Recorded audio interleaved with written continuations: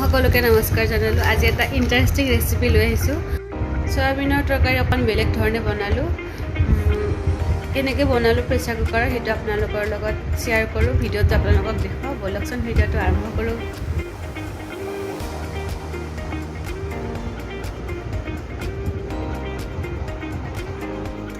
প্ৰথমতে মগু দাইলখিনি কেৰাহীত ভাজি লৈছোঁ, শুকান কেৰাহীতে।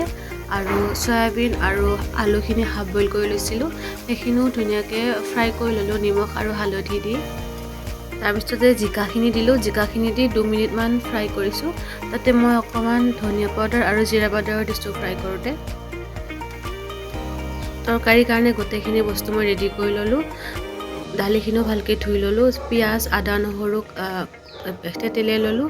তাৰপিছত মই জালুকো কেইটামান খুন্দি লৈছোঁ আৰু দালচেনি আৰু লৱংগো কেইটামান লগতে দি দিম। আৰু কুকাৰত মিঠাতেল দিলোঁ, মিঠাতেল দি পিঁয়াজখিনি অলপ ফ্ৰাই কৰিলোঁ আৰু লগতে গোটেই বস্তুখিনি দি দিলোঁ।